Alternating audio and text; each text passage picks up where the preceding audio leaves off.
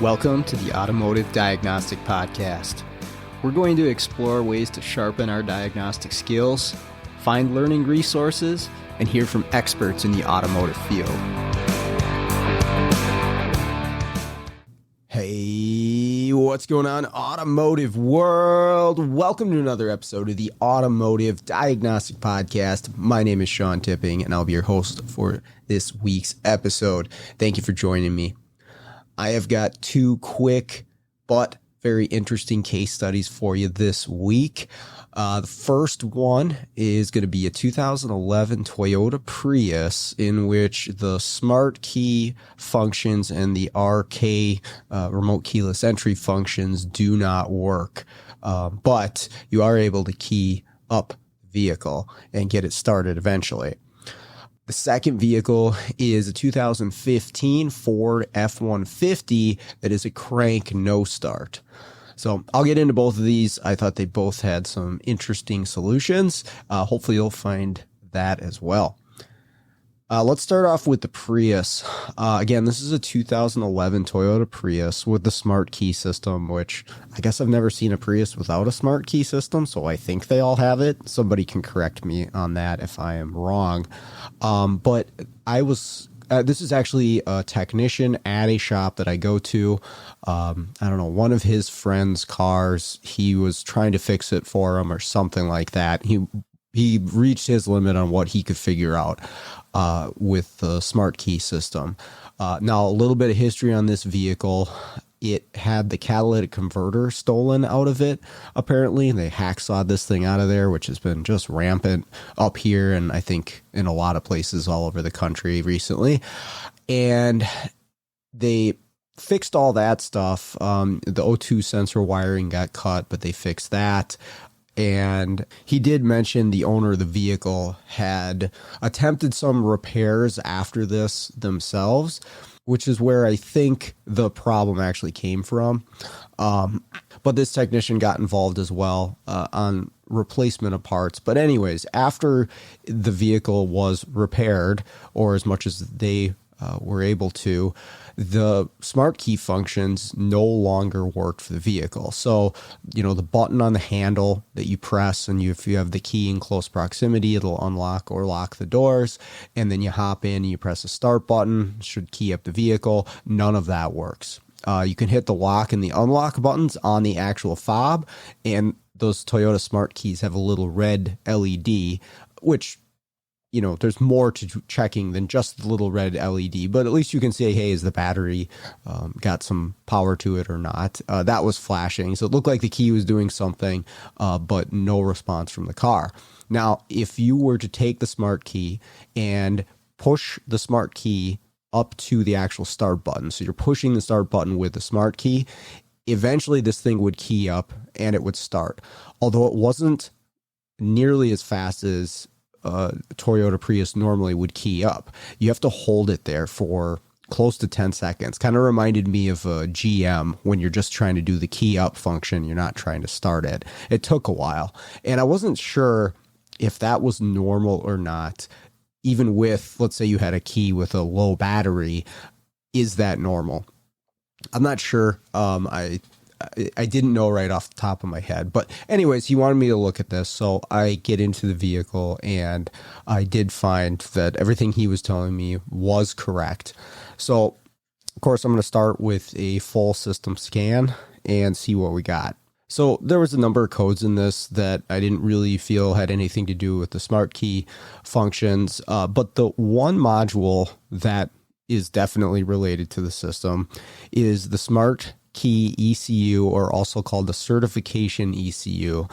And you'll find with these Toyota smart systems, they can have two different names for the same component. And it's a, in my opinion, very complex system just to begin with, and then you give things two different names and it makes it even worse. But anyways, the Smart Key ECU, or the certification ECU, does have communication codes in it referencing other modules like the ECM and the main body ECU. I believe there's one other one. That was the one thing that stood out to me on my code scan that said, okay, hey, something's going on, with this particular vehicle. The weird thing was those codes were all history. So I would clear those out, and if the vehicle was running, those codes would not come back. But if I were to cycle the ignition, turn it off, do the wait to get it to power up, and then eventually get it started, those codes would come back, but they would be history again. So it was kind of strange, and I didn't really understand what was going on there, but I did notice that those codes were in there. Now, the other thing I wanted to do right away was just to see, okay, is the key actually outputting a signal? And then is the car trying to reach out to the key, right? Even though the setup on these Toyota Smart Key systems it's fairly complex, the same basics apply as far as the key's got to put out a signal to the car, and if you were to either touch the handle, the button on the handle, or the button, the ignition, the car should reach out to the key, right? And yeah, there's a lot of stuff behind the scenes happening to make all that work, especially the car reaching out to the key, but I should be able to measure that. And I've mentioned the tool before. It's the diagnostic box, keyless or proximity key tester. It's awesome. It's battery powered, but it's fantastic for quick checks on these types of systems because you can check the output of the key. I mean, and there's a lot of tools that'll do this. I mean, Key Tool Max, TPMS tools, all kinds of things will check if you press the button on the fob, is it sending out a signal? And what frequency is it, right? Is it the right frequency for the car? And this didn't look like a new key also. I mean, it doesn't mean it belongs to the vehicle. Well, no, I should back up there. It does belong to the vehicle because eventually you can get this thing started. But anyways, the wrong frequency really wasn't on my mind. But of course, I want to check for that. I want to make sure that the key is correct for the vehicle. So anyways, I'm using that proximity key tester. And first off, I just hit the buttons unlock and lock on the fob. I get a signal out of it. So it's outputting an RF signal to the vehicle to say, hey, lock or unlock. The car is obviously not responding. Okay. Now, second thing is the car reaching out to the key? So I hop in, car's off. I have the key in my hand and I reach up with my other hand and I press the button. At that point, once you press the start button, the car should be triggered to reach out with antennas inside the vehicle on a low frequency signal to hit that key. And then the key is then triggered to send an RF signal back to the car. According to my tester, and I tried a couple different places in the vehicle, not just in the driver's seat. I put it in the passenger seat. I put it in the back because there are multiple antennas and they are short range. For anybody that's been in a push button start car, you know how short they are because if the key is just outside of the door frame, generally you won't be able to start the vehicle up. So they're very specific ranges. So I'll move the key around the vehicle just to see, okay, am I picking up a signal anywhere? And I wasn't. So based on what I was seeing with my tester is the car was not responding to the button pressing that I was doing with the key. Like that signal is going out from the key, but the car's not responding. And the car does not seem to be sending a signal out to ask, hey, okay, he pressed the start button. Does this key belong to this vehicle? That signal is not coming out to trigger the key to send its information back to the car. All right. And that's at least that part of the smart key operation is pretty standard across most makes and models, if not all. I'm sure there's exceptions. I mean, there's some semi-smart key setups out there as well. But for the most part, smart key systems are going to work in that fashion. All right. So now I have to figure out what's going on. And in order to do that, I need to be familiar with the system operation. Now, I've been through these Toyota Smart Key systems before, and like I mentioned, I think the whole the whole operation is very complex. And I have some info on these systems that was shared with me. Credit to PJ Walter for helping me out with some information on these. But it's a PDF with an operation of the smart key stuff. It's a 30-step operation in order for the whole smart key system to function and power up the vehicle, start the vehicle. There's a lot going on, and there's a number of components involved too. We have that certification ECU or smart key ECU. What I have found is the name in the service info of the component does not necessarily match the name of the component in the scan tool. And that's where it gets confusing, because if I'm trying to diagnose the system and I got my scan tool in my hand and I'm reading service info, the names don't always correlate. So be aware of that. But we have our certification ECU or smart key ECU.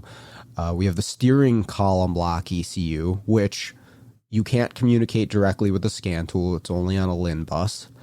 You have the ID code box, which, same as the steering lock ECU, you do not have direct communication with the ID code box via a scan tool. It's on a LIN bus with the certification ECU, with the steering lock.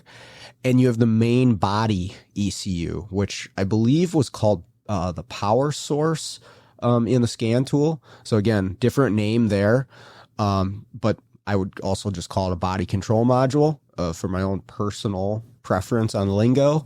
But Toyota calls it main body ECU or power source control, I think was the scan tool. And then also the ECM. But the ECM is not really involved right away. We go through a lot of other processes in this smart key system before we even reach out to the ECU. But main body ECU, ID code box, steering lock ECU, and certification ECU, and then the ECM as well. Okay, so a lot of components right off the bat. Oh, and you have the key as well, the button on the dash, and the antennas that reach out to the key. So again, a lot going on there, and I've read through this process before, but I saved this PDF that I have because there's so much going on. If you really get deep into it, which I'm not going to do here because number one, you need a visual, and number two, I don't want to make this episode 2 hours long. There's different codes that you can read as data PIDs within the scan tool, S code, G code, L code, to see what part of the system is not functioning or missing, or there's an issue with, and that can lead you down different paths as well. But again, I invite you to actually go through the system description operation. I mean, it's in service info as well.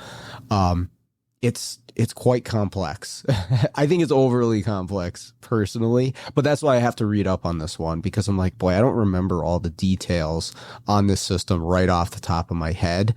I don't deal with these every single day, and so I kind of forget the path that things go. The last time I did one of these on a Highlander, I took out a piece of paper and I drew myself a picture to help me understand, like, you know, that whole thing where like, explain it to me like I'm 5. Like I have to tell people that sometimes, like I need this dumbed down to a Sean version. And so I drew myself a picture of this system to help me understand as well. But anyways, I also happened to be talking to PJ this day. When I initially went to this car, the tech had I was at the shop for another reason, and he's like, hey, I got this Prius. You want to take a quick look at it? And so I gave it my initial inspection, and I told him, let me read up on this, and then I'll come back. I didn't have time that day to dig too far into it anyways. And so I happened to be talking to PJ later that day, and I asked him, I was specifically asking him about, hey, if, you know, the battery in the key is dead, for example, and you pressed the key up to that ignition switch, the start button, should it take like 10 to 15 seconds to power up the dash? Or is that normal in that situation? He's like, no, I don't think it is. And I was like, yeah, that didn't seem right to me either. Even when the key's dead, you should be able to power this thing up and get it going. And you eventually can. And that was another big part of this. I didn't dive too far deep into the L code, G code, S code thing, because eventually this key did start the vehicle. So I would assume that all of the modules that are involved with the security and stuff are happy with the key that we're using. It's just for some reason the smart key functions aren't working. But PJ did mention something else to me. He said, I think that the certification ECU is bypassed when you're using it, when you're using the key and pressing the start button. So what I did later that night is I read through the system description and operation and the flow on how things go, the whole 30-step operation.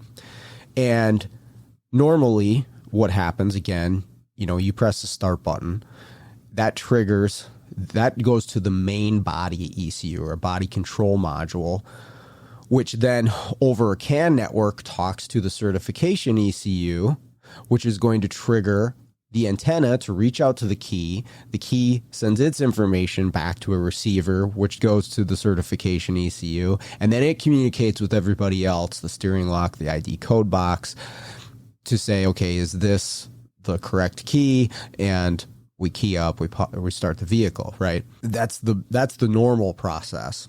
But when you are using the key, let's say the key's battery is dead, which it's not in this case, but let's say you're using the key in a dead battery state, the certification ECU or smart key ECU is in fact bypassed. And it's shown in this diagram that I have here of you're touching the key to the start button. It has an antenna in it to do a short range communication with the key, just like the old school transponder chip keys. Same thing.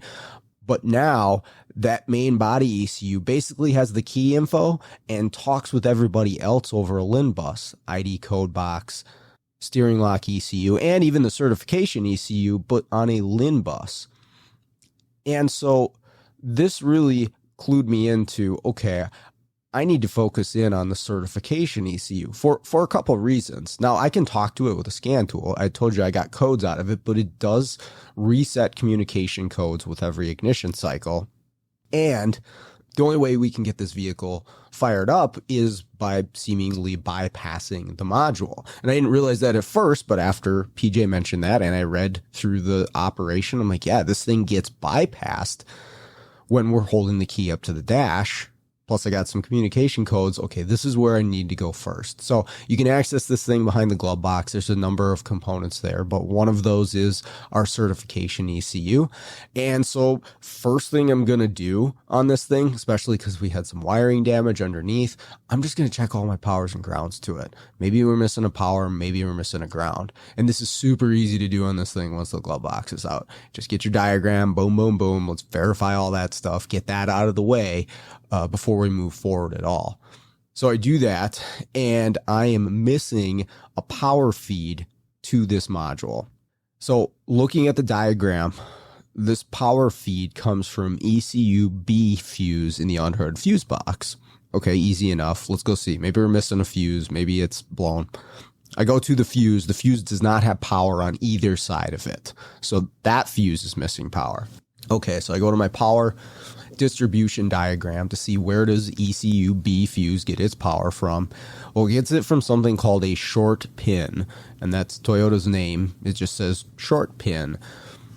And I had to look up a diagram of the fuse box to see where this was, and I really wasn't sure exactly what it was, but in searching for the term short pin, I did find a service bulletin about a short pin, which basically says when these things roll off the truck, when they're first delivered, you have to take them out of a transport mode. And one of the things that you do for transport mode is moving this short pin into position. But they also in the TSB say that you can take this short pin out and there's another spot that you can put it in the fuse box, and it's like a storage mode for the vehicle. It must prevent battery drain.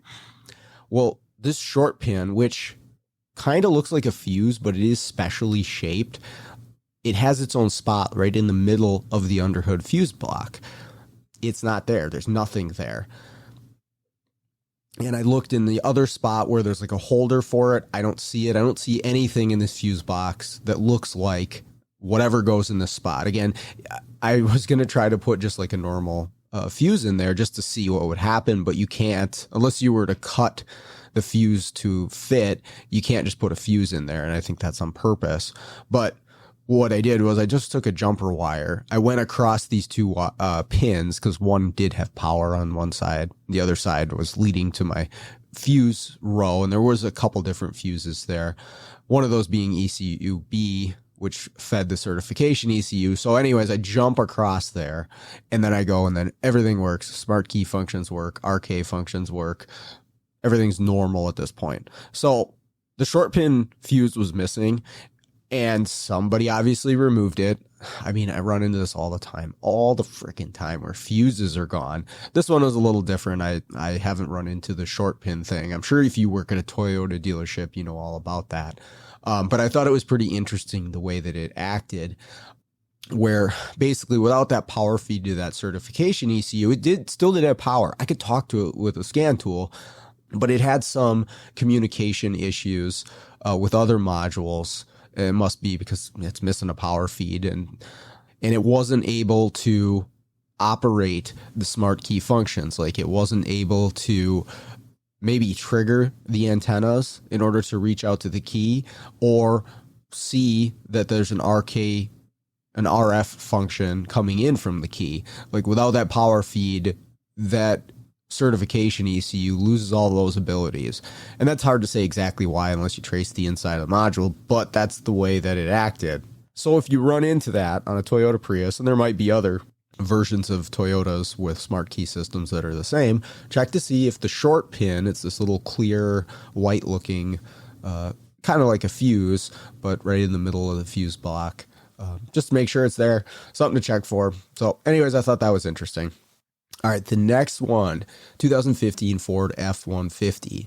This was a vehicle that was purchased from an auction by an individual who said that the vehicle would not start for him, or he heard it pop a couple times, or maybe struggle to start, but he wasn't able to get it running.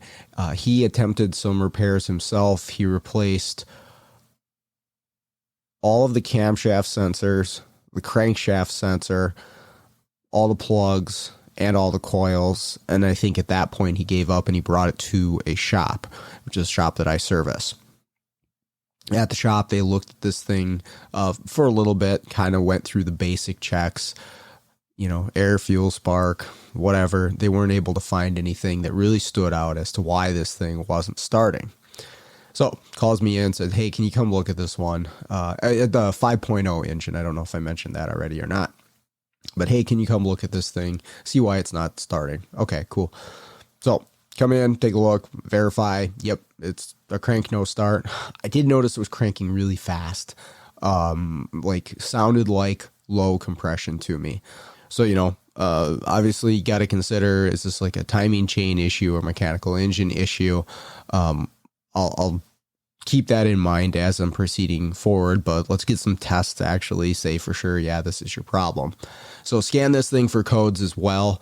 I have nothing relevant in this thing at all. There's no codes that are of any help to me, nothing in the engine control module. And I cranked it a few times just to see, okay, is something going to reset after I try this thing enough? And there was nothing. I also got nothing as far as a pop or sometimes an engine will kind of try to start a little bit. You'll hear a couple cylinders hitting. There was nothing. It was just cranking. And again, fast, but it was just cranking. Okay, no codes.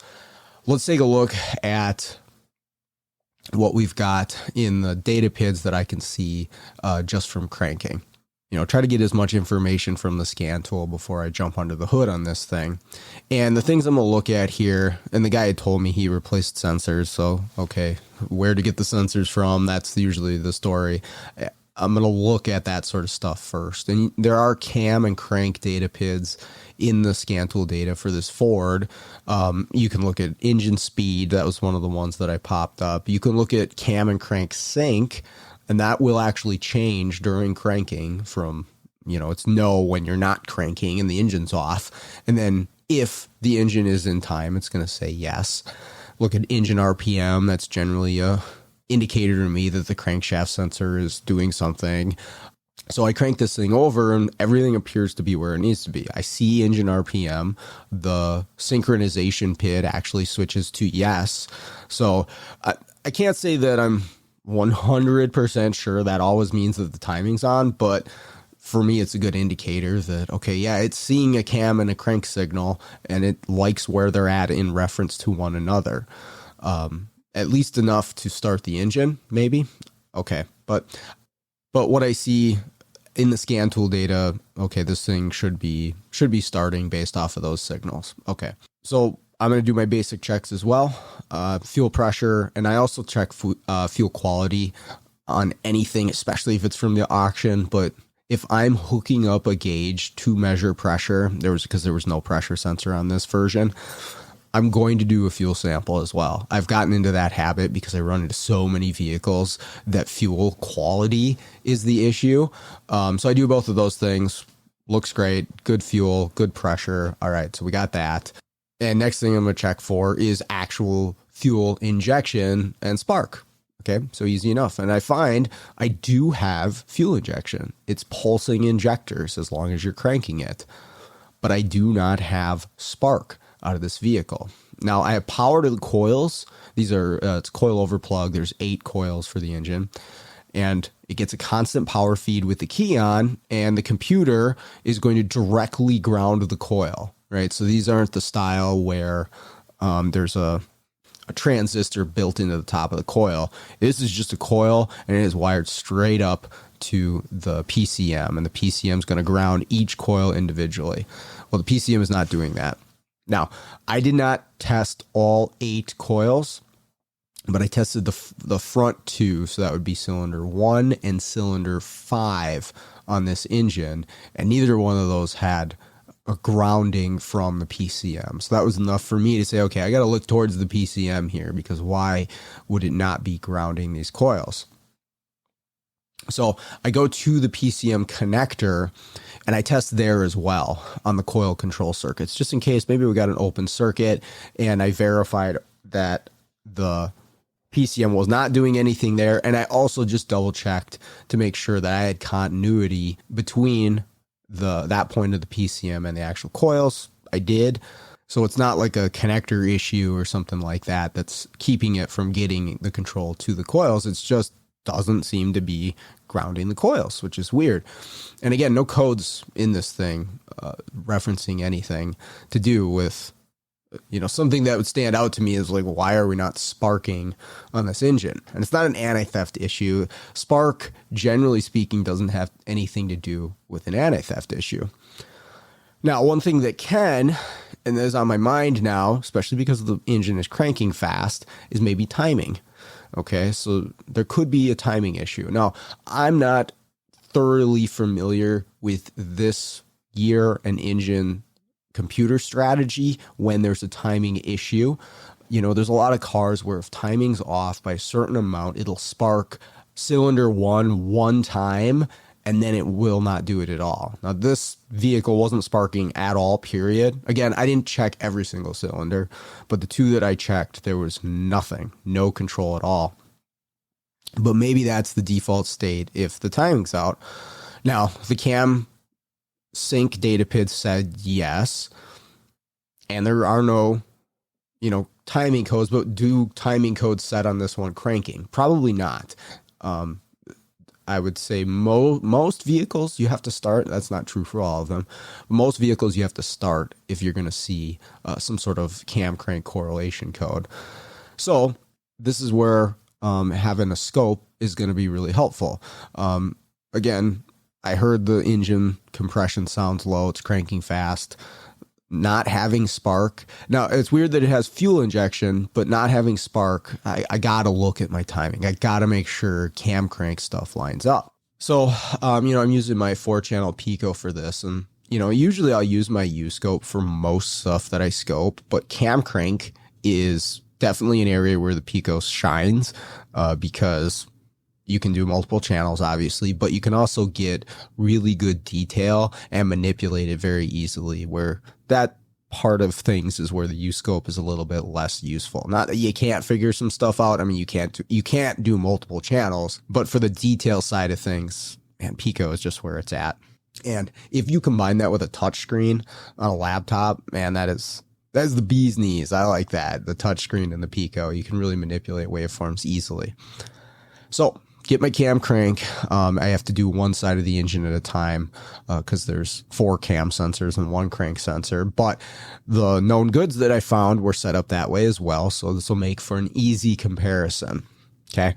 Now, I wanted to thank somebody on Facebook here, Ray Yurgo, and I hope I'm saying your name correctly. I don't know how it's pronounced for sure, but if you're in these Facebook groups, you've done some known good waveform stuff, you've probably seen this guy's name. He's on Diagnostic Network too, and he seems to have every known good waveform that you could ever want. So thank you, Ray. Used your known good waveform for a 16 F-150, and of course, we want to be careful. We're using a different year, but had the same engine. So I was comfortable using this one in order to line up to see, hey, is everything in time or are we out of time? And that's what's causing my problem.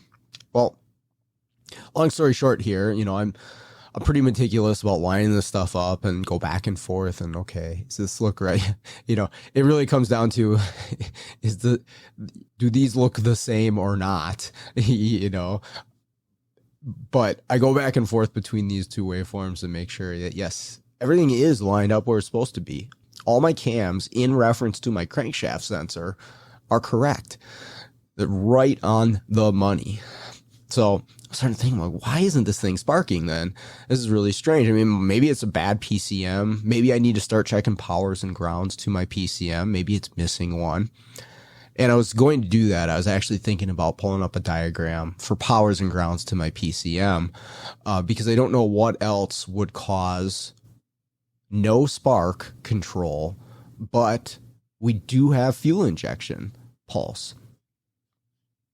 And I was thinking about that too. I'm like, boy, this thing's spraying fuel every time it's being cranked over. The injectors are actually firing. I was like, this thing might just be flooded.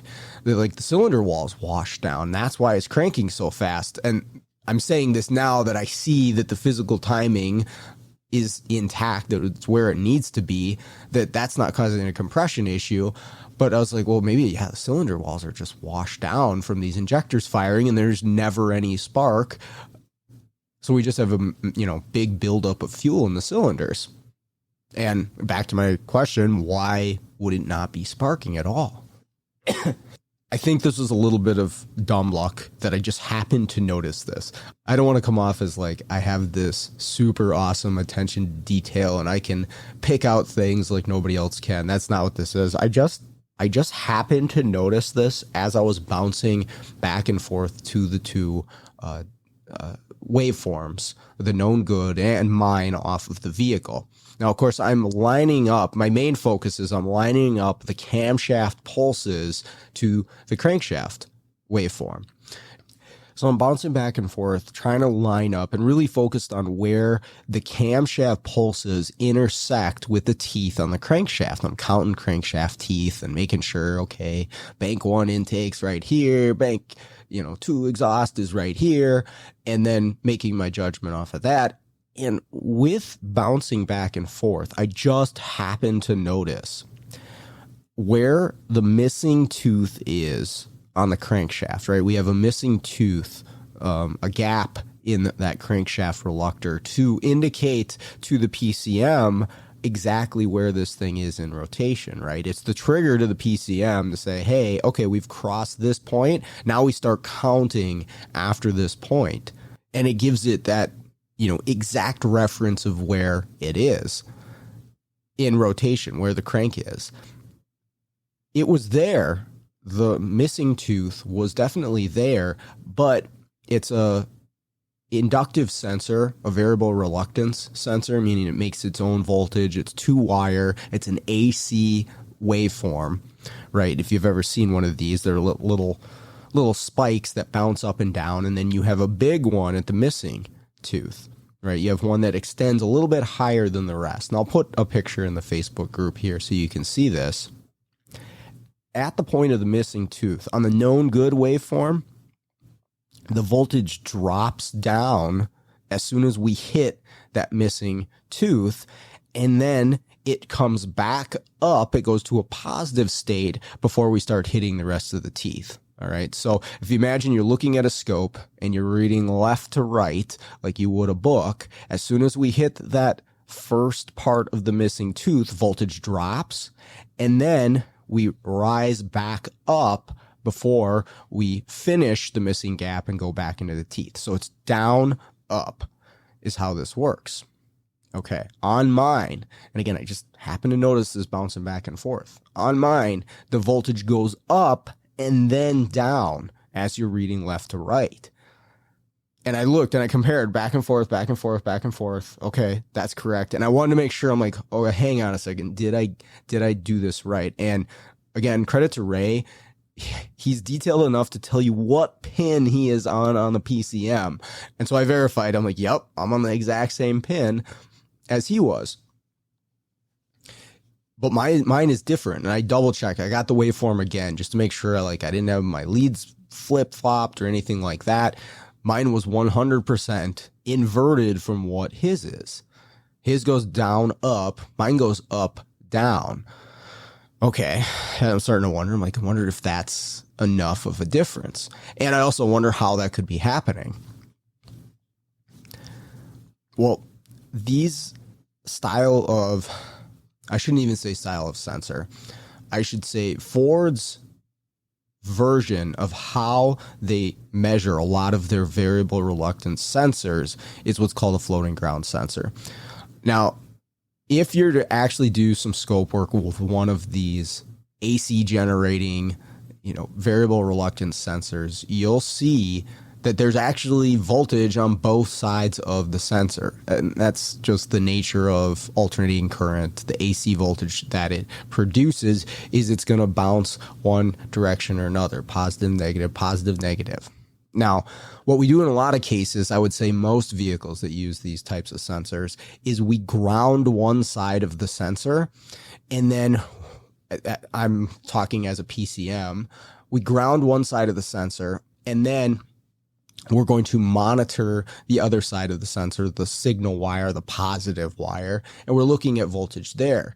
And if you're hooked up to the vehicle and you're using vehicle ground as the reference for your scope, you only see a signal on one side of the sensor.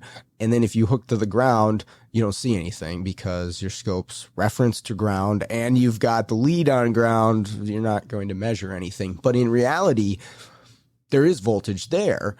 Voltage being produced by the sensor, but we have to think about this in the only way we're measuring voltage is by comparing it to something else. And if we've grounded vehicle ground, remember vehicle ground, if we've grounded one side of the sensor, we're not going to be able to see anything with the scope, right? And it doesn't matter that in that case, the computer's not even looking for that. That would be a non-floating ground sensor. Now, Ford uses a floating ground sensor where they don't ground either side of the sensor, and you can measure voltage on both sides of the sensor. And that's been true for a long time. They've done that in a lot of vehicles with their crank sensors. And there's others too, I know. So there's some Hyundai Kia stuff that does that as well. So if you see voltage on both sides of a crank sensor on one vehicle and not on another one, don't be surprised. That can definitely happen. And for whatever reason, Ford has chosen to do this with a lot of their stuff. So I get to thinking, okay, well, how could it be inverted? Well, what if the wires were backwards? Or maybe the sensor itself somehow backwards, inverted. I don't know. Okay. Well, let's get down to this crank sensor, which is on the passenger side behind the rear head going into, the bell housing area. Just to see what's going on, get a visual on this thing. I knew the sensor was replaced, and so it was pretty easy to access. We pulled a little panel away. Well, once we get in there, it was very obvious what was going on. Somebody had done some wiring repair right at the crank sensor. And by doing a little bit of work, looking at the pinout for the crank sensor, looking at the diagram, I found that the wires were backwards from where they're supposed to be. I said, okay, well, this is easy enough to try out. So we cut the wires. We just flip flopped them real quick. And as soon as I did that, this thing pop, pop, pop, pop, pop as I was cranking it. And then eventually it did start and there was a bunch of smoke and everything. And it actually ran halfway decent after a few seconds. But I told him, hey, you got to change oil on this thing before you run it for too long. You got a bunch of fuel in there. But it started and ran. And so that was it. The fact that even though the missing tooth was there, it was inverted, was enough to throw off the PCM. And I had to look at a little bit of service information to try to figure out exactly why, because it still didn't make, all the sense in the world that this thing would fire the injectors, but it wouldn't fire the spark plugs at all or the coils at all. It was very strange. And I read up a little bit on service information for this. One of the things when you're looking at the ignition system for this Ford, it says that the CKP sensor indicates the crankshaft position and speed by sensing a missing tooth on the pulse wheel mounted to the crankshaft. The COP integrated electronic ignition system uses the CMP sensor to identify the compression stroke of cylinder 1 and to synchronize the firing of the individual coils. Now, the second part here is referencing what we're dealing with. The PCM uses the CKP, crankshaft position sensor, to calculate a spark target and then fires the coil pack for the COP to that target shown. The PCM uses the CMP, camshaft position sensor, to identify the compression stroke of cylinder 1 and to synchronize the firing of the individual coils. The PCM controls the ignition coils after it calculates the spark target. Right? The COP system fires only one spark plug, blah, blah, blah, blah, blah. There's more stuff there, but that's the key piece of information that made this make sense, right? So it's using the crankshaft position sensor to fire the coils. It's using it to calculate a spark target, and after it calculates the spark target, it fires the coils. Well, it wasn't able to do this, apparently, when the sensor signal was inverted, right? That when the voltage went the wrong direction, it was not able to see that missing tooth. And I've seen this with other things where the voltage moves in the wrong direction. I think I had a Grand Caravan with a similar, it was a Hall effect sensor, so it was a little different. But the voltage would move the wrong way at the missing tooth. And although you could see it on the scope and measuring it compared to another one, it's in the same spot. But the computer's not seeing it in the same way that we are. It's seeing, falling and rising edges of the voltage. And if that doesn't happen where it's expecting it to, it's thrown off. Now, the interesting thing is that it was showing RPM in the scan tool. Was it just counting the smaller teeth and giving me that? Was it looking at camshaft revolution? I don't know how that data pit is determined necessarily, but it showed me RPM in the scan tool, and it was firing the injectors. And if you read in the service info, it's using the camshaft sensors to synchronize the fuel events. And so I'm guessing because it saw good camshaft sensor signals and saw something from the crank sensor. I mean, it didn't set any crank sensor codes, so it must have been saying, okay, well, I'm seeing something, but I'm still just waiting for that missing gap so I can do my spark target. But it was firing the injectors, which flooded the engine. And so that made it sound like it was cranking really fast. But because whoever had done the wiring, whenever they did it to this crankshaft sensor, got the wires backwards, even though signals were getting to the PCM from this crank sensor, it wasn't able to identify that missing gap. So pretty interesting stuff, and an interesting fix for that one. So hopefully you enjoyed that. But with that out of the way, let's all get out there, start fixing the world one car at a time.